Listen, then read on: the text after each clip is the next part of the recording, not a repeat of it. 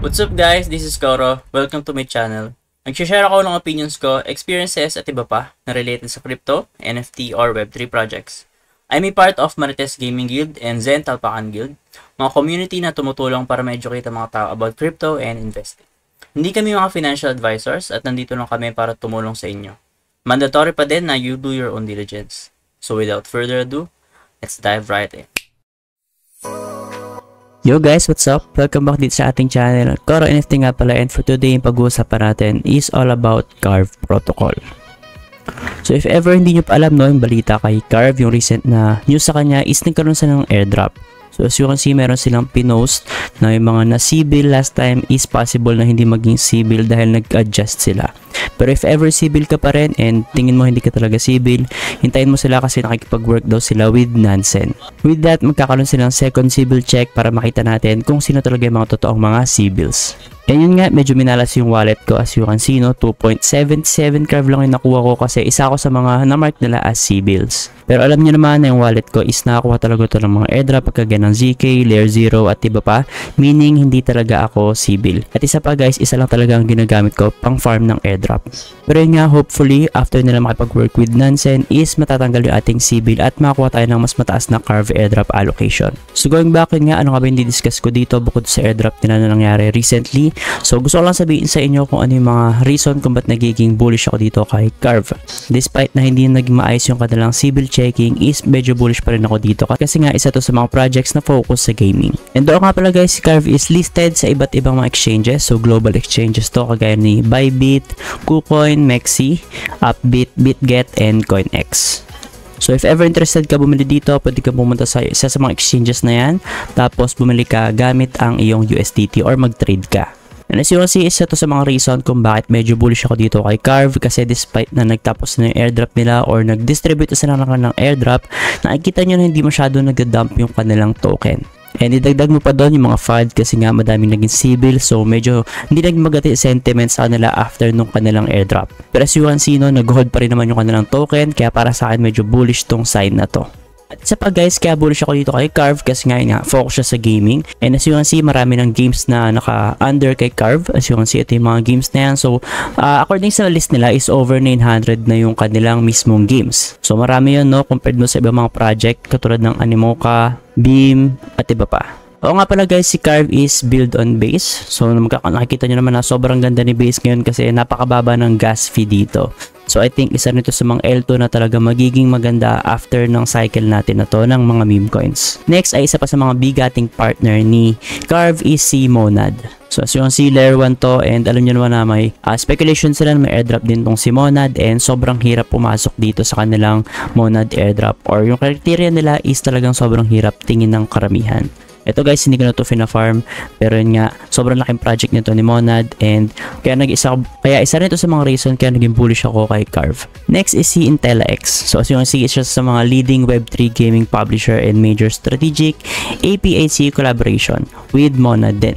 As you can see, sobrang dami naman yung followers sa Twitter, kaya credible naman itong si IntelliX. Ano nga pala guys, ito yung mismong presyo nga pala ni Carve right now.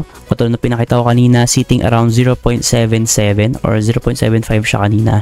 And ang FDV niya or fully diluted valuation is around 775 million US dollars. So year to date yan, as you can see, ito yung ATH niya, 1.15. And kung compare natin yan sa iba't iba pang mga medyo similar na project. So umpisa natin kay Mocha.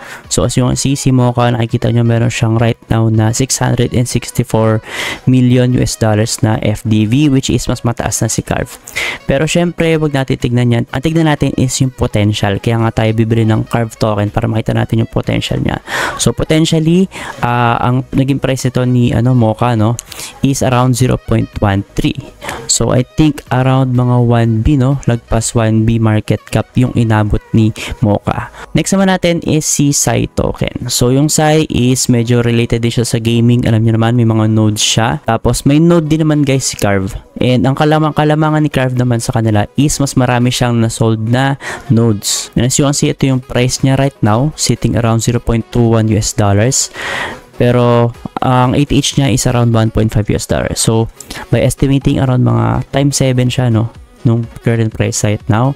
And kung market cap niya susundin natin or ang kanyang FDV, I mean, 288 million US dollars. So times 7 nyo. Yun yung potential na rin na pwedeng makuha ni Carve na mismong FDV.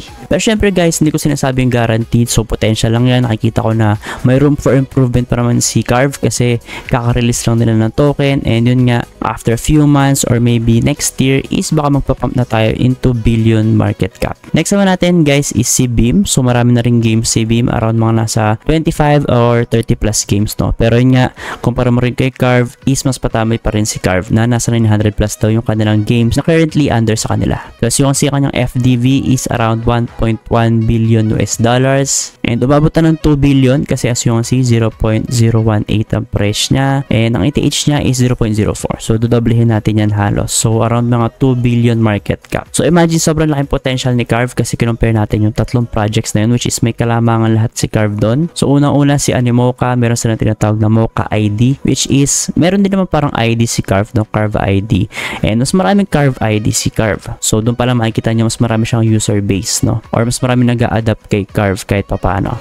Kay Sign naman meron siyang nodes. Tapos si Carve meron din siyang nodes and mas marami siyang nakuwang pre-sale based on do sa kanilang statistics. Next naman guys is si Beam. So si Beam marami siyang mga games na under sa kanya, no? And mas marami naman si Carve doon. So dito sa tatlo na to, merong kalamangan talaga si Carve. And yun nga, sobrang laki pa ng improvement nito based sa price right now. Kasi guys, yung presyo natin kaya hindi siya nagpapump right now is based lang din sa market natin. As yung nagdadump yung mga ibang tokens right now. So same lang din with Carve. So as yung pag nagpapump yan unti-unti lahat, baka hindi na nila maabot yung kanilang ATH. So kagaya ni Beam, baka hindi siya umabot ng 0.04. Ni Sai, baka hindi na siya umabot ng 1.5. And si Mocha, baka hindi na siya umabot ng 0.13. Kasi guys, possible na ibang mga investors is mag-move na ng liquidity papunta sa ibang mga projects and nakikita na lang much better. And para sa akin guys, si Carve talaga is sa mga magandang gaming ecosystem right now. So imagine guys, kapag ka nag times 2 man lang to, yung kanyang FDV, so possible mag times 2 na rin yung pera natin dito. Pero nga, hindi naman to sobrang laki times 2, pero at least medyo safe tayo dito kasi hindi naman siya meme coin. Kumbaga kung malulugi tayo dito is hindi ganun kalaki. And kung magpapump man to, for long term is mas maganda. By the way guys, no, if ever talaga na kagaya ko nang gabalak nyo talaga bumili rin ng Carve token, meron silang tinatawag na staking. So meron silang staking dito, no. So, kanagandahan nito is habang inaantay mo syempre na mag-pump si Carve is pwede mo siyang stake. Pero syempre malalock siya within certain period of time. So, pwede ka mamili within 30 days, 90 days, 180 days. Meron silang 1 year which is 360 days and so on. And guys, meron silang real-time staking APR dito. So annual yan guys, kaya meaning niya APR. So meaning yan is annual percentage rate. So divide by 365 mo yan, doon mo makukuha yung per day mo na APR or yung balik mo. Or what I mean is ROI mo per day. Pero nga if ever mag-hold ka dito long term, I suggest na mag-stake ka siguro on mga 90 to 180 days, no? Pero syempre nasa yun na yan kasi syempre malalak siya dito. Kunyari nag-pump na si Carve after 90 days and ang staking mo is 180 days, hindi mo pa rin siya makukuha agad kasi nga nakalaka in 180 days. Pero baka ako guys, ang piliin ko dito is yung 90 days lang para kahit paano medyo safe lang, around mga 3 months lang to. So if ever naman hindi pa nagpa-pump talaga si Carve, baka mag-extend lang ako ng 30 days or isa pa ulit na 90 days para at least hindi siya na-hold ng sobrang laki or sobrang tagal, I mean. So I think yun lang di-discuss ko para kay Carve as yung sobrang ganda ng pressure right now, medyo stable siya kahit paano compared sa ibang mga airdrop na after mag-airdrop sobrang nagdadump na ng token nila. And yun nga, isa talaga sa mga narrative para sa akin is yung AI and gaming. And as you can see, meron nito parehas si Carve. So if ever nagbabalak kayong bumili nito and wala ka pang exchange na pwede mo puntahan or wala ka pang exchange na nag-register ka kasi nakaban na si Binance sa atin, is pwede kang gumamit ng Bybit. So, pumunta ka lang sa description natin, makikita mo dyan aking Linktree. Pagpunta mo dyan, makikita mo yung ating Bybit link. So, pag-click mo dyan, mag-register ka dyan, tapos pwede kang bumili ng Carve token dyan. And if ever, katulad naman kita, no, meron akong MetaMask, pwede akong gumamit ng Jumper.exchange, tapos, siyempre, dapat meron kang ETH sa base, and then Carve token yung lalagyan mo dito sa kanan. So, from ETH base, papunta sa Carve token in base. So, parehas lang yan in base, tapos may makuha ka na dito Carve token. So, parang swapping lang tong nandito sa Jumper.exchange. And by the way guys, sa mga mahilig mag-bridge dyan and magpasa-pasa ng funds, I suggest itong Jumper Exchange. So napakaganda nito kasi napakarami na lang sinusupport na blockchain and sobrang flexible nito gamitin. And syempre meron ka na makuha ditong XP kada gamit mo ng kanilang mismong website. Itong XP na to is pwede nating maging basihan ng kanilang magiging upcoming airdrop. So I think yun lang muna guys para kay Carve, no? And konting balita na naman to and gusto ko lang paalam sa inyo kung ano yung parang isa sa mga i-hold ko na token in upcoming months. And abang-abang kayo guys sa aking TikTok and Facebook kasi nagpo-post ako dyan from time to time. Yun lang guys, and see you sa ating next video.